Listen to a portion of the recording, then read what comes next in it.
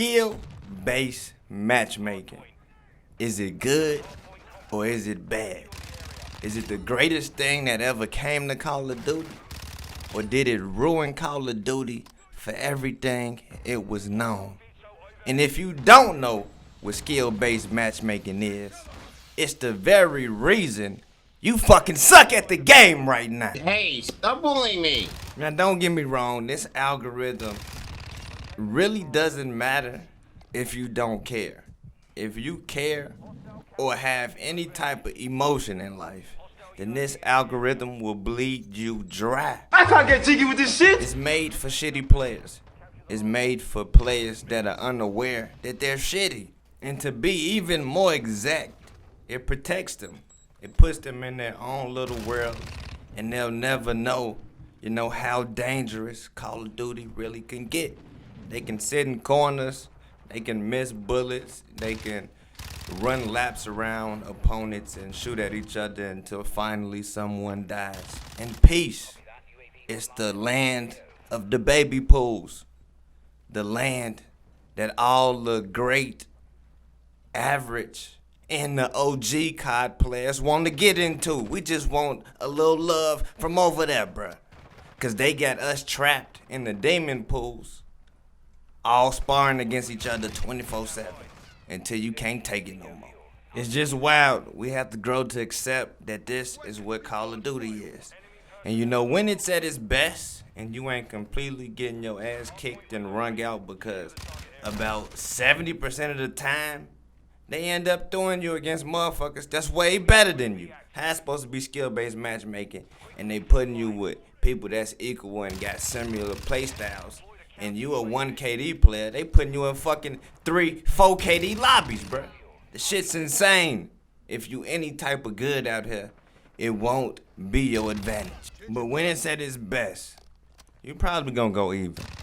You ain't getting wrung out, you feel me? But you either gonna lose the game and have a few more kills than deaths, maybe 30 and 25, some shit like that, or you gonna win the game and maybe be like 21 and 20, 21 and 17. Like, that shit is not fun. These down to the wire ass games, bruh. Shit is really more stressful than anything. It ain't much you can do out here, but it's a few things you can do to beat the system. But just know, if you can and when you can beat the system, nothing out here is permanent. So don't get too comfortable. Whatever you did or whatever tip you used that I'm finna give you, you most likely gonna have to keep that bitch and repeat or keep it close to you this whole 2 years. Because this shit is wild, bruh. It's really wild. They will fucking grab you and drain the life out of you. You don't want it. Choke on your life! Now, if you're having them skill-based matchmaking problems, the first thing you can do to make these lobbies kinda easier, make that grind a little less painful, whatever you working towards, all you gotta do is just brainless camo grind. Don't worry about the stats. Don't worry about no kills unless you need kills. And don't worry about the objective. Play all objective-based game modes and don't run nowhere near it. Just get whatever you gotta get done. Unless you ranking up guns, then only play the objective. Don't even worry about the kills. Now you see, this gameplay right here was my big skill-based matchmaking break. I was just putting my fucking foot down everybody's throat. Ended with a 3 KD, about 55 kills or something like that. But how I got it is the game before, they kept throwing me in shitter matches. And the shitter match is basically the game already in progress, but the team is kicking your ass. Like, my team probably had about 60 points, and the other team was at, like 150. So I stayed in that lobby, and I just got kills. I just slowly walked around, made sure my score per minute was low. Probably got about 5 kills. Probably got about 7 deaths maybe. And just stayed there all the way to the end. Soon as it finished, then I got this lobby. This was the big blessing that was waiting to happen. And then that last lobby, I was really still camo grinding because I needed kills from behind, you feel me, flank kills and shit. So I just got me a corner and let the first 5 motherfuckers I seen run past. So I done already did about 30-40% of that challenge. Now I can get this lobby right here and work on the double kills and get them motherfuckers quick, because I'm getting hella kills in this match. So you know, you kind of gotta play tick for tack and do the opposite you would do in one match versus the next. The second thing you can do gets the job done, and it gets it done well, but it is, you know, quite extreme versus the last thing I just told y'all. And you really gotta have no integrity to do this shit. But basically, you know, the system, the algorithm, skill-based matchmaking is watching you every 5 games.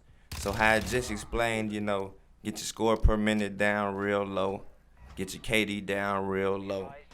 Do that 5 games in a row. Get your accuracy down, run around the map, just shoot. Shoot at people, maybe get 1 shot in. Soon as they see you there, let them kill you. Get your KD as low as possible. And you want to do that for 5 games straight. 5 games, that's what they tracking, 5 games.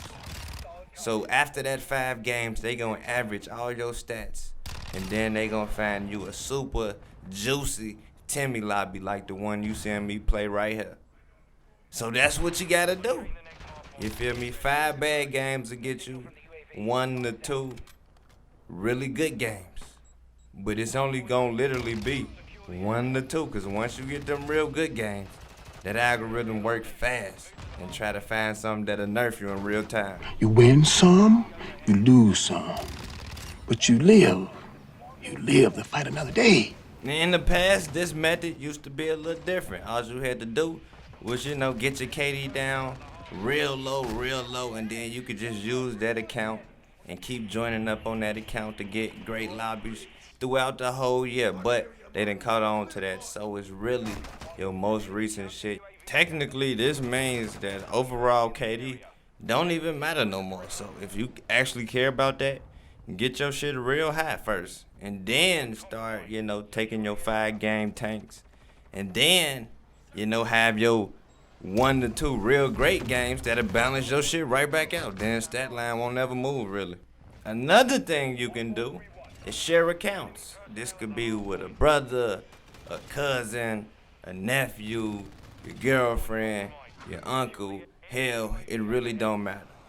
You can go for the gold and, you know, find somebody you know is way worse than you, and they gameplay is way different than you, and you know that they gonna be out there going fucking 5 and 30, 6 and 26 and all that. Then yeah, you can do that. Or you could just find somebody with a different play style. That different play style gonna get you in lobbies that might cater to your play style. So then it'll be a little easier for you that way. Either way, you feel me? It's easier. So if you already sharing consoles, or, you know, got people that play on your game other than you, then this right up your alley, and you could just keep that in mind. You ain't gotta do too much. But if you solo dolo with it, you only one gonna be touching this motherfucker, you gonna have to lose a little bit of your integrity, pal. You're not that guy, pal. Trust me. You're not that guy. Okay. And just to let y'all know, of course, this shit is going on in Warzone too, but it's a little different out there. So if you want me to do a follow-up video on the skill-based matchmaking in Warzone and some things you can do out there, you feel me? Get your rocks off, damn near get that battle royale win that you've been waiting on, then let your boy know, and you already know I'ma double back with that thing with the quickness. But that's pretty much everything I got for y'all, so hit that comment section, let me know. Is there anything you do? Did I leave something out? Shout out to the Savage Nation. Peace! I hate Nashi. I spent the light 10, yeah. I got the pipe in, gon' spin a block, no type in. I just want the face like we Skype in. Can't cut no hoe, they be trifling.